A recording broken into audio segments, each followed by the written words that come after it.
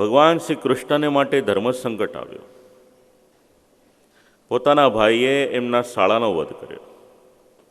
હવે જો ભાઈના પક્ષમાં ઊભા રહે તો પત્નીની સાથે ખટરાગ થાય, અને પત્નીના પક્ષમાં ઊભા રહે તો ભાઈની સાથે ખટરાગ થાય.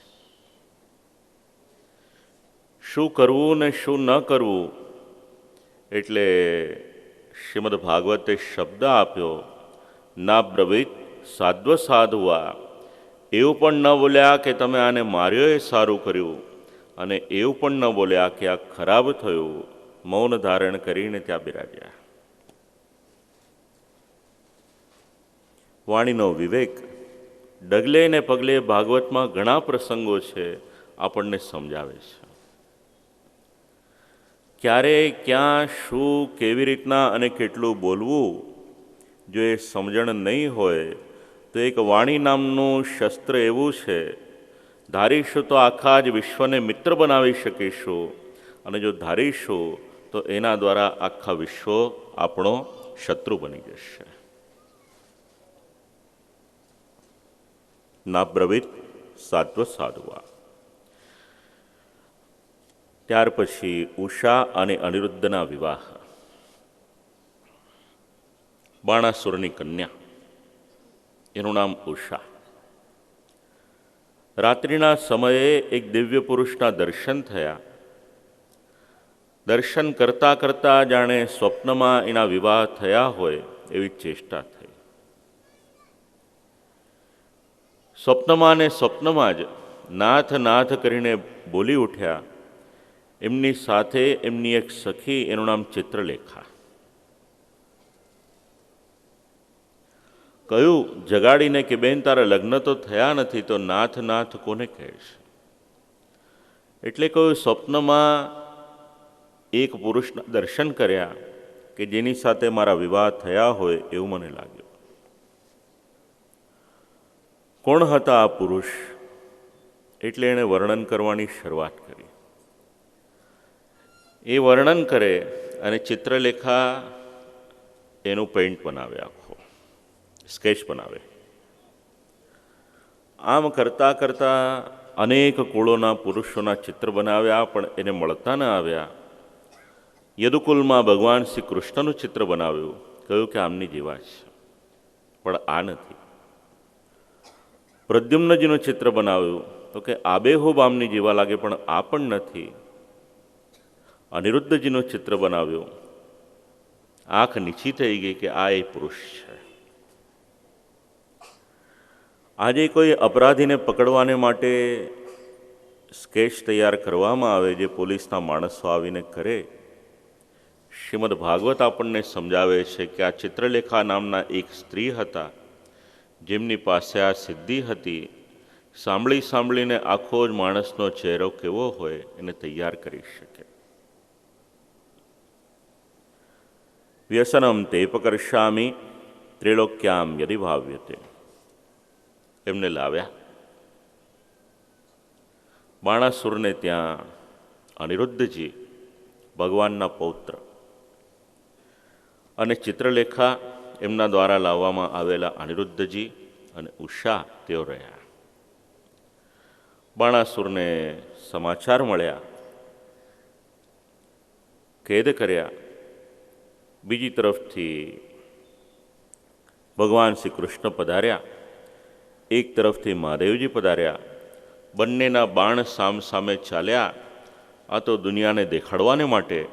બાકી ભગવાન શ્રી કૃષ્ણ અને મહાદેવજીને પરસ્પર કોઈ પણ જાતનો રાગદ્વેષ નથી, ઝઘડો નથી. બંને બાણમાંથી એક જ્વર ઉત્પન્ન થયો.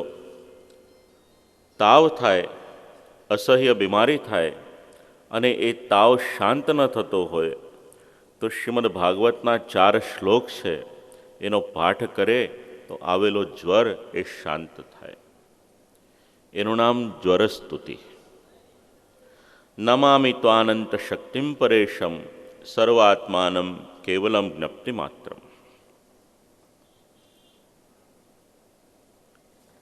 રુદ્રએ પ્રણામ કર્યા, મહાદેવજીએ પ્રણામ કર્યા. ત્યાર પછી નૃગ નામના એક રાજાનું ચરિત્ર કહ્યું. ભગવાનના બાળકો વનમાં પધાર્યા હતા. ખેલ કરવાને માટે તરસ લાગી. આજુબાજુ તપાસ કરી એક કૂવો દેખાયો. કૂવાની અંદર જોયું તો જલ ન હતું, કૂવો ખાલી હતો, પણ અંદર એક કાચિંડો પડેલો હતો. બહાર કાઢવાને માટે પ્રયત્ન કર્યો, પણ કાઢી ન શક્યા. ભગવાન સ્વયં ત્યાં પધાર્યા, કરકમલ લંબાવ્યો, કાચિંડાને બહાર કાઢ્યો. જેવો શ્રી દ્વારકાધીશ પ્રભુના શ્રીચરણનો હસ્તકમલનો સ્પર્શ થયો, એક દિવ્ય પુરુષ ત્યાં આગળ ઉપસ્થિત થયા. પૂછ્યું, લાગો છો તો ઉત્તમ પુરુષ, તો આ અવગતિ કઈ રીતે થઈ? પપ્રચ્છ વિદ્વાન પિતન્નિદાનમ જનેશ ઉખ્યાપયતુમ મુકુંદ. કહ્યું, પ્રભુ, મારું નામ ધ્રુગરાજા. નૃગો નામ નરેન્દ્રોહમ ઇક્ષ્વાકુ તનય પ્રભો. ઇક્ષ્વાકુના વંશમાં મારો જન્મ થયો હતો. વિશ્વના જેટલા જેટલા દાનીઓ થયા, એ દાની પુરુષમાં મારું નામ એ અગ્રગણ્ય હતું. આકાશના તારા ગણી શકાય, પૃથ્વીના રજકણો ગણી શકાય, પણ મેં કેટલી ગાયોના દાન આપ્યા, એ ગાયોના દાન એ ગણી ન શકાય એટલા હતા. પૂછ્યું ભગવાને કે આટલી બધી ગાયોના દાન કર્યા, એ કઈ રીતે આટલી સંપત્તિ ક્યાંથી લાવ્યા? ધર્મના કાર્યમાં અનીતિનું ધન એ વપરાય નહીં, નીતિનું ધન જોઈએ. કોઈના પૈસા આપણે હડપી લઈએ, પાછા ના આપીએ ને એના દ્વારા ધર્મ કરીએ તો એનું કોઈ ફળ ન મળે. એટલે કહ્યું કે પ્રભુ, ધર્મશાસ્ત્રની દ્રષ્ટિએ અનુકૂળ જે રીતે ગાયોના દાન કરવા પડે એ રીતે ગાયોના દાન કર્યા. તો ગાયનું દાન કેવું હોવું જોઈએ? એટલે પહેલો શબ્દ આપ્યો સ્વલંકૃતેભ્યો. પયસ્વિની, જે ગાયના આવમાંથી દૂધ આવતું હોય એવી ગાયનું દાન થઈ શકે. બીજો શબ્દ આપ્યો તરુણી. વૃદ્ધ ગાયનું દાન ન અપાય, જે તરુણાવસ્થાવાળી હોય કે જેનું આખું જીવન બાકી હોય એવી ગાયનું દાન અપાય. શીલરૂપ, સારા શીલવાળી, દેખાવમાં સુંદર. ગુણોપપન્ન કપિલા હેમશૃંગી. સુંદર, સુલક્ષણા, કપિલા. અને પછી શબ્દ મૂક્યો હેમશૃંગી, એટલે એના શિંગડા ઉપર સોનું મળ્યું હતું. ન્યાયાર્જિતા શબ્દ જરા સમજવા જેવો છે. ન્યાયપૂર્વક જે ધન કમાયો એ ધન દ્વારા આ ગાયોના દાન કર્યા. તે સમયના રાજાઓ અત્યારના રાજાઓની જેવા ન હતા. રાજ્યના કોષમાં જેટલું ધન હોય એમાંની એક પણ સુવર્ણ મુદ્રા તે સમયના રાજા લેતા ન હતા. એમની પાસે પોતાની જે અંગત સંપત્તિ હોય એ સંપત્તિનો જ વિનિયોગ પોતાના માટે કરે. આપણા પુરાણોમાં એના દાખલા છે, દ્રષ્ટાંતો આપેલા છે. રાજ્યની અગાધ સંપત્તિ હોય એ પોતાના માટે ન વાપરે, પોતાની પાસેની સંપત્તિ હોય એનો જ વિનિયોગ પોતાના માટે કરે.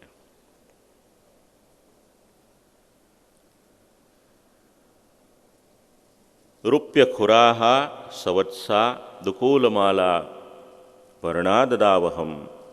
ગાયનું દાન એકલી ન થાય એટલે વાછરડા સહિત ગાયનું દાન.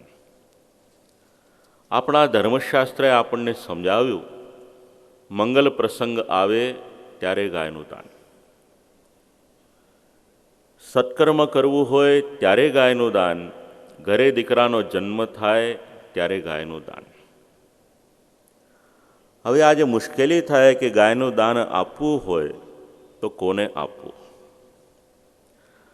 કારણ કે મુંબઈમાં આપણે કોઈ બ્રાહ્મણને બોલાવીને કહીએ કે ગાય આપી છે, તમે લઈ જાઓ, તો એ ગાયને બાંધે ક્યાં? મુશ્કેલી થાય. ધર્મશાસ્ત્રએ ઘણી બધી ફ્લેક્સિબિલિટી આપી.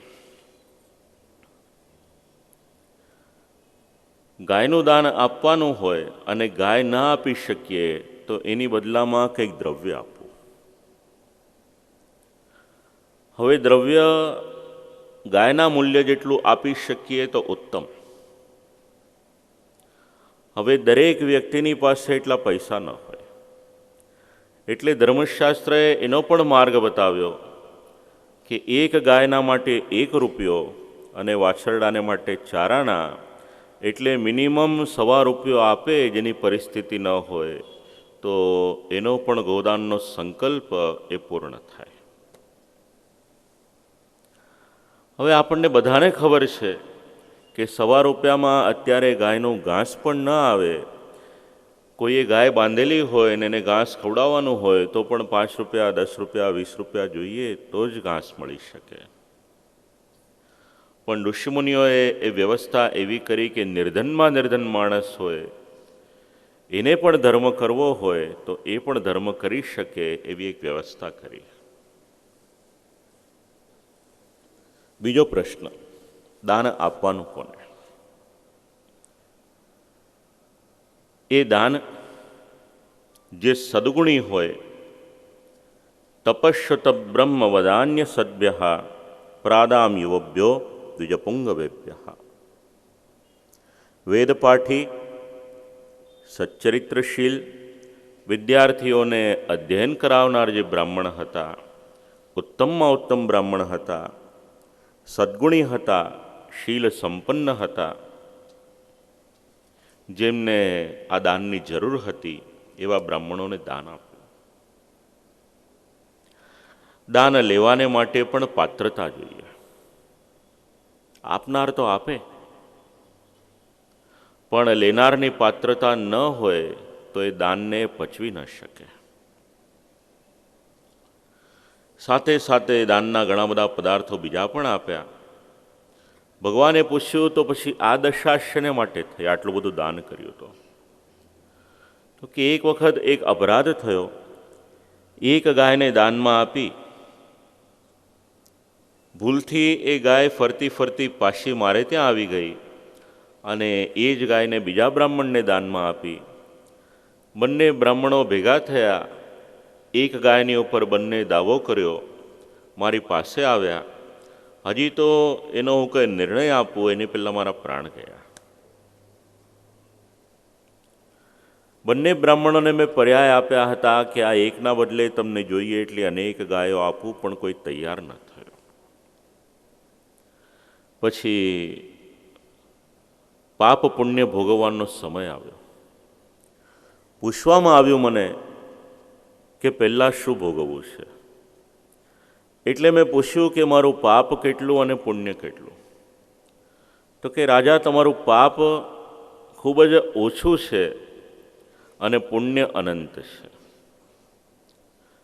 પાપ એટલું ઓછું છે કે તમારે કેવળ 2 ઘડીને માટે કાચિંડો બનવું પડશે, અને પુણ્ય એટલું અનંત છે કે હજારો વર્ષ સુધી ભોગવશો તો પણ ઓછું નહીં થાય. એટલે હ્યુમન મેન્ટાલિટી કેવી છે સમજાવવામાં આવ્યું. રાજાએ વિચાર કર્યો કે પહેલાં પાપ ભોગવી લો. કેવળ 48 મિનિટને માટે જો કાચિંડો બનવાનો હોય તો પહેલાં એ ભોગવી લઉં, એટલે પછી અનંત પુણ્ય છે એને ચિંતા વગર હું ભોગવી શકીશ. કોઈને ત્યાં જમવાને માટે ગયા. બુફે નહોતું રાખ્યું, બેસીને જમવાનું હતું. 4 જણ પીરસનારા હતા. એક એક વસ્તુ આવે પીરસાય. શાસ્ત્રનો મૂળ ક્રમ તો એવો છે કે જ્યાં સુધી ભાણામાં બધી વસ્તુઓ પીરસાઈ ન જાય ત્યાં સુધી ભોજન શરૂ કરાય નહીં.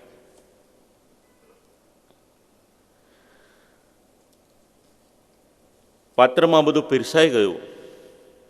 ઉત્તમમાં ઉત્તમ બધી સામગ્રીઓ હતી, પણ એક વ્યંજન એવું હતું કે જે આપણને ભાવે એવું હતું નહીં.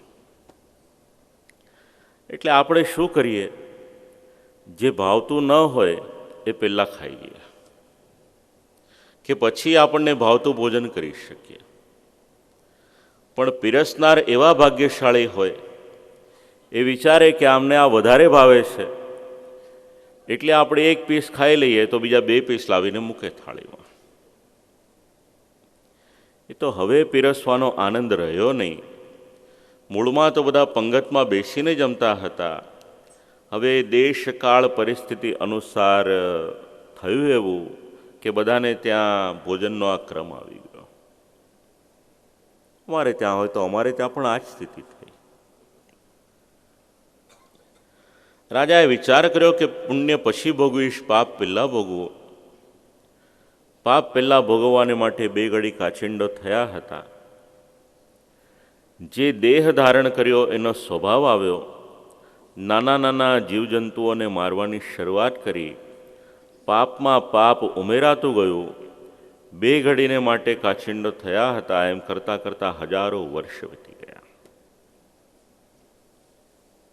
ભગવાને પોતાના સંતાનોને સમજાવ્યું, બ્રહ્મ સ્વમ હિ વિષમ પ્રોક્તમ.